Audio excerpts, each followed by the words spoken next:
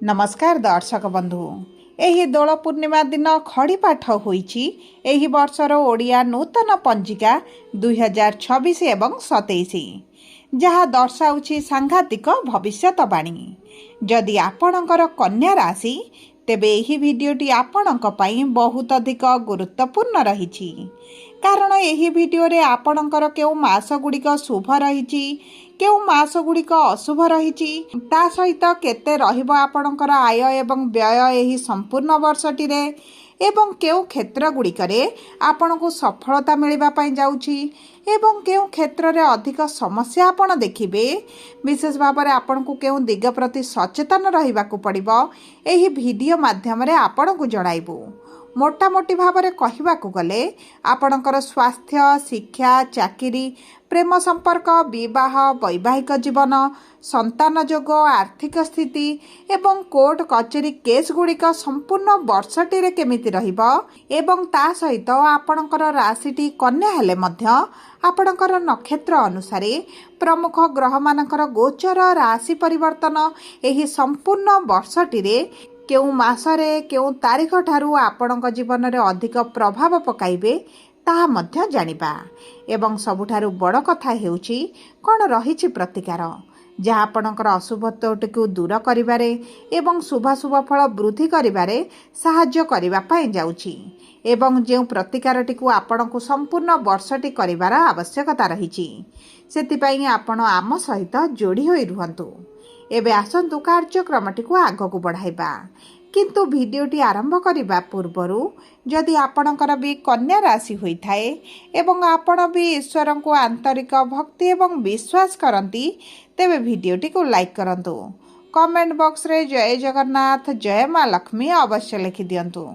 ता सहित आम सह जोगाजोग करिबा पई वीडियोर मध्य भाग रे एक व्हाट्सएप नंबर टिए दिया जाइछि, जो नंबर साहाय्य आपण आम सह जोगाजोग करी निजर नूतन कुंडली प्रस्तुत करि परिबे, कुंडली विश्लेषण कराई परिबे, किंबा आपणकर चाकरी, विवाह, व्यवसाय, प्रेम संपर्क, शिक्षा, स्वास्थ्य को नहीं किछि समस्या रहिछि ताहार सहजरे एवं स्वल्प मूल्य रे समाधान करि परिबे।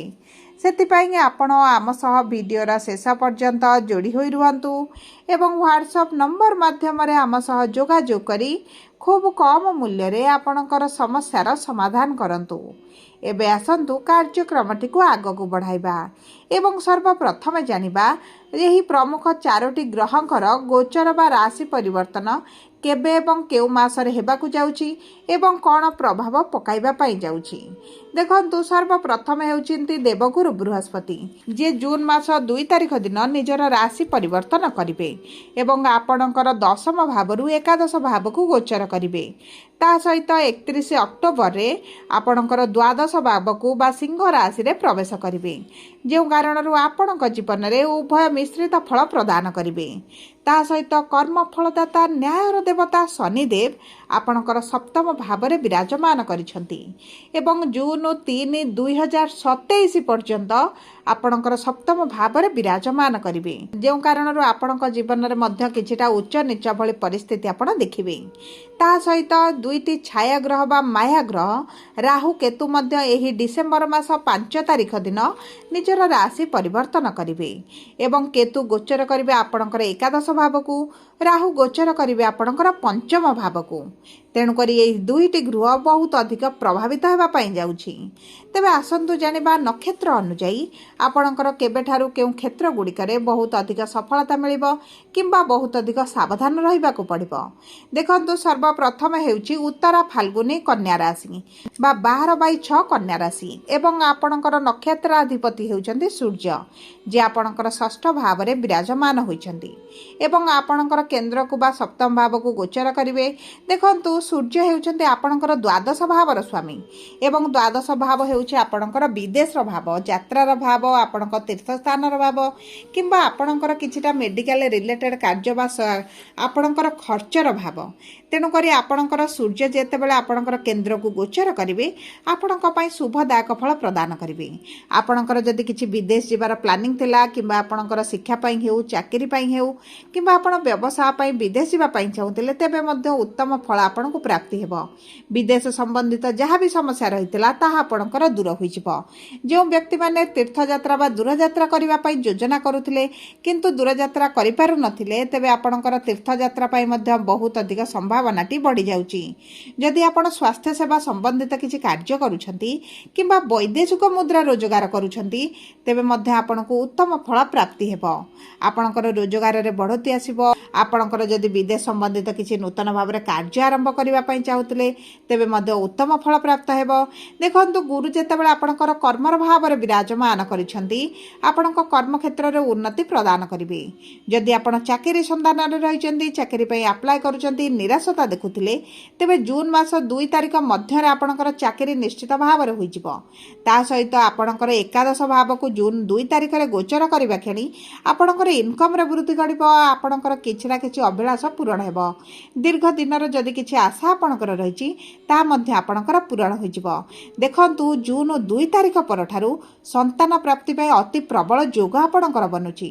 କାରଣ ଗୁରୁଙ୍କର ସପ୍ତମ ଦୃଷ୍ଟି ଆପଣଙ୍କର ସନ୍ତାନର ଭାବ ଉପରେ ରହିବ। ତେଣୁକରି ଯେଉଁ ବ୍ୟକ୍ତିମାନଙ୍କର ଦୀର୍ଘ ଦିନ ହେଲା ସନ୍ତାନ ସୁଖରୁ ବଞ୍ଚିତ ରହିଥିଲେ, ଆପଣଙ୍କ ପାଇଁ ଜୁନ୍ 2 ତାରିଖ ପରଠାରୁ ବହୁତ ଅଧିକ ସୁଖଦ ସମୟ ଆସୁଛି। ତା ସହିତ ଆପଣଙ୍କ ବିବାହରେ ଯେଉଁ ସବୁ ସମସ୍ୟା ଆସୁଥିଲା, ତାହା ମଧ୍ୟ ଆପଣଙ୍କର ଦୂର ହୋଇଯିବ। ଏବେ ଆସନ୍ତୁ ଜାଣିବା ହସ୍ତା କନ୍ୟା ରାଶିର ବ୍ୟକ୍ତିବିଶେଷଙ୍କର ଆଗାମୀ 2026-27 ବର୍ଷଟି କିଭଳି ରହିବା ପାଇଁ ଯାଉଛି। ଦେଖନ୍ତୁ, ଚନ୍ଦ୍ର ହେଉଛନ୍ତି ଆପଣଙ୍କର ନକ୍ଷତ୍ରାଧିପତି ଏବଂ ଆପଣଙ୍କର ଏକାଦଶ ଭାବର ଭାବାଧିପତି। ତେଣୁକରି ଆପଣଙ୍କର ଏକାଦଶ ଗୃହଟି ବହୁତ ଅଧିକ ପ୍ରଭାବିତ ହେବା ପାଇଁ ଯାଉଛି। ଏବଂ ଗୁରୁ ଯେତେବେଳେ ଏକାଦଶ ଭାବରେ ପ୍ରବେଶ କରିବେ, ଆପଣ ଯଦି ନୂତନ ଭାବରେ ବ୍ୟବସାୟ ଆରମ୍ଭ କରିବା ପାଇଁ ଚାହୁଁଥିଲେ କିମ୍ବା ଆପଣଙ୍କର କିଛି ଏକ୍ସଟ୍ରା ଇନକମ୍ କରିବା ପାଇଁ ଚାହୁଁଥିଲେ, ସାଇଡ୍ ବିଜନେସ୍ କିଛି କରିବା ପାଇଁ ଚାହୁଁଥିଲେ, ତେବେ ଏହିସବୁ କ୍ଷେତ୍ରରେ ଆପଣଙ୍କୁ ଶୁଭ ଫଳ ପ୍ରାପ୍ତି ହେବ। ଆପଣଙ୍କ ବ୍ୟବସାୟରେ ପୂର୍ବରୁ ଯଦି ମାନ୍ଦା ପରିସ୍ଥିତି ଦେଖୁଥିଲେ, ସେଥିରେ ମଧ୍ୟ ଉନ୍ନତି ଆସିବ। ଏବଂ ଯେଉଁ ବ୍ୟକ୍ତିମାନେ ବିଦେଶ ଯିବା ପାଇଁ ଚାହୁଁଥିଲେ, ଆପଣଙ୍କ ପାଇଁ ମଧ୍ୟ ଅକ୍ଟୋବର 31 ତାରିଖ ପରଠାରୁ ବହୁତ ଅଧିକ ଶୁଭ ସମୟ ଆସୁଛି। କିନ୍ତୁ ଆପଣଙ୍କର 31 ଅକ୍ଟୋବର ପରେ ସ୍ୱାସ୍ଥ୍ୟକୁ ଟିକେ ଜଗିବାର ଆବଶ୍ୟକତା ରହିଛି। ନଚେତ ଆପଣଙ୍କର କିଛିଟା ଅର୍ଥ ମେଡିକାଲରେ ଆପଣଙ୍କର ଖର୍ଚ୍ଚ ହୋଇପାରେ। ସେଥିପ୍ରତି ଆପଣଙ୍କୁ ଦୃଷ୍ଟି ଦେବାକୁ ପଡ଼ିବ।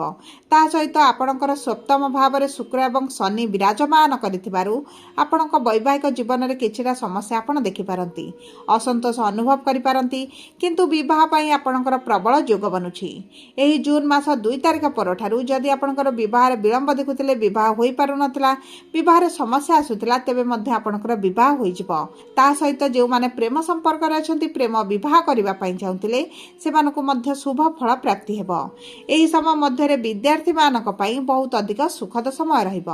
ଯେଉଁ ହସ୍ତା କନ୍ୟା ରାଶିର ବିଦ୍ୟାର୍ଥୀମାନଙ୍କର ଶିକ୍ଷା କ୍ଷେତ୍ରରେ ସମସ୍ୟା ଆସୁଥିଲା, ଜୁନ୍ 2 ତାରିଖ ପରଠାରୁ ଆପଣଙ୍କ ଶିକ୍ଷା କ୍ଷେତ୍ରରେ ଉନ୍ନତି ଆସିବ।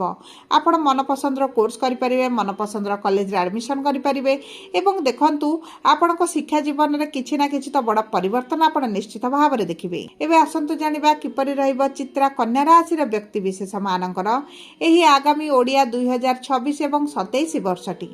ଦେଖନ୍ତୁ, ମଙ୍ଗଳ ହେଉଛନ୍ତି ଆପଣଙ୍କର ନକ୍ଷତ୍ରାଧିପତି ଏବଂ ମଙ୍ଗଳ ଆପଣଙ୍କର ଅଷ୍ଟମ ଭାବ, ତା ସହିତ ତୃତୀୟ ଭାବର ଭାବାଧିପତି ଅଟନ୍ତି।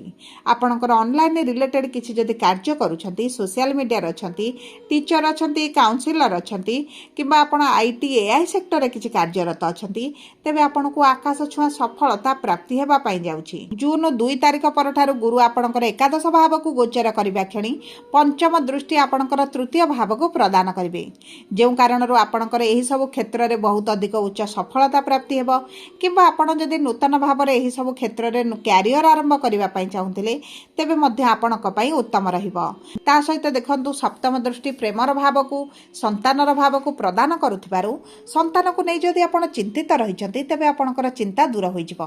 ସନ୍ତାନଙ୍କ ବିବାହ, ଶିକ୍ଷା, ସ୍ୱାସ୍ଥ୍ୟ ପାଇଁ ଆପଣ ଯଦି ବହୁତ ଅଧିକ ମାନସିକ ଦୁଶ୍ଚିନ୍ତାରେ ରହୁଛନ୍ତି, ତେବେ ଆପଣଙ୍କର ଚିନ୍ତାର କୌଣସି ଆବଶ୍ୟକତା ନାହିଁ। କାରଣ ତାଙ୍କ ଭାଗ୍ୟ ଦେବ ତାଙ୍କର ସାଥ।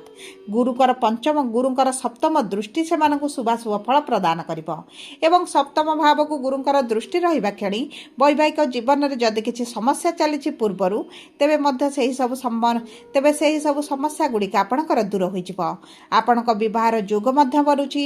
ଯଦି ପୂର୍ବରୁ ବିବାହ ଠିକ୍ ହୋଇକି ରହିଛି ତେବେ ମଧ୍ୟ ଆପଣଙ୍କର ବିବାହ ହୋଇପାରେ, କିମ୍ବା ଆପଣଙ୍କର ଯଦି ବିବାହ ଠିକ୍ ହୋଇନାହିଁ ତେବେ ଏହି ସମୟ ମଧ୍ୟରେ ମନପସନ୍ଦର ପ୍ରସ୍ତାବ ସହିତ ଆପଣଙ୍କର ବିବାହ ମଧ୍ୟ ଠିକ୍ ହୋଇଯିବ। ଯଦି ଆପଣଙ୍କର କୋର୍ଟ କଚେରୀ କେସ୍ କିଛି ଲାଗି ରହିଛି ଏବଂ ଆପଣଙ୍କର ବହୁତ ଅଧିକ ଅର୍ଥ ଖର୍ଚ୍ଚ ହେଉଛି ତେବେ ମଧ୍ୟ ସେହି ସବୁ ସମସ୍ୟାର ସମାଧାନ ହୋଇଯିବ। ଆପଣଙ୍କ ପୈତୃକ ସମ୍ପତ୍ତି ଆପଣଙ୍କୁ ପ୍ରାପ୍ତ ହୋଇଯିବ। ଆପଣଙ୍କ ପ୍ରାପ୍ୟ ଆପଣଙ୍କୁ ନିଶ୍ଚିତ ଭାବରେ ମିଳିବ। କୌଣସି ନା କୌଣସି ସୂତ୍ରରୁ ଆପଣଙ୍କର ଧନ ଲାଭ ହେବ ଏବଂ ଯେଉଁ ଆର୍ଥିକ ସମସ୍ୟା ଦେଇ ଗତି କରୁଛନ୍ତି, ଅର୍ଥର ଅଭାବ ଅନୁଭବ କରୁଛନ୍ତି, କରଜ ଋଣ ଲୋନ୍ ଆପଣଙ୍କର ବଢ଼ିଯାଇଛି, ତାହା ଶୁଝିବା ପାଇଁ ମଧ୍ୟ ଆପଣ ସକ୍ଷମ ହେବେ।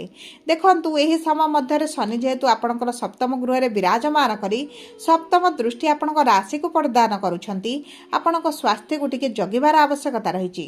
ବିପି, ଡାଇବେଟିସ୍, କୋଲେଷ୍ଟ୍ରଲ୍ ବୃଦ୍ଧି ଘଟିପାରେ କିମ୍ବା ଆପଣଙ୍କର ପେଟରେ କିଛିଟା ସମସ୍ୟା ଦେଖାଦେଇପାରେ।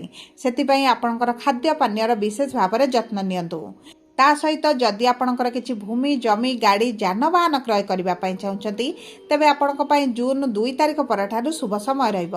ତା ପୂର୍ବରୁ ଯଦି ଆପଣ କ୍ରୟ କରନ୍ତି କିଛିଟା ସମସ୍ୟା ଆପଣ ଦେଖିପାରନ୍ତି କିମ୍ବା ଆପଣଙ୍କର ବିଳମ୍ବ ହୋଇପାରେ। ଏବେ ଆସନ୍ତୁ ଜାଣିବା, ସବୁ ପରେ ଅଶୁଭତ୍ୱକୁ ଦୂର କରି ଶୁଭାଶୁଭ ଫଳକୁ ବୃଦ୍ଧି କରିବା ପାଇଁ ଆପଣ ପ୍ରତିଦିନ ପ୍ରାତଃ ସମୟରେ ସୂର୍ଯ୍ୟଙ୍କୁ ଜଳ ଅର୍ପଣ କରନ୍ତୁ, ମହାଦେବଙ୍କର ଉପାସନା କରନ୍ତୁ, ଓಂ ନମ ଶିବାୟ ମନ୍ତ୍ର ପ୍ରତିଦିନ 27 ଥର ପାଠ କରନ୍ତୁ, ଚନ୍ଦ୍ରମାଙ୍କର ପୂଜାର୍ଚ୍ଚନା କରନ୍ତୁ ଏବଂ ହନୁମାନ ଚାଳିସା ପ୍ରତିଦିନ ଆଗାମୀ 1 ବର୍ଷ ପର୍ଯ୍ୟନ୍ତ ପାଠ କରନ୍ତୁ ଏବଂ ପ୍ରଭୁ ଗଣେଶଙ୍କର ପୂଜାର୍ଚ୍ଚନା କରନ୍ତୁ, ଲଡ଼ୁ ଦୁବ ଘାସ ଅର୍ପଣ କରନ୍ତୁ। ଆପଣଙ୍କ ପାଇଁ ଶୁଭଦାୟକ ରହିବ।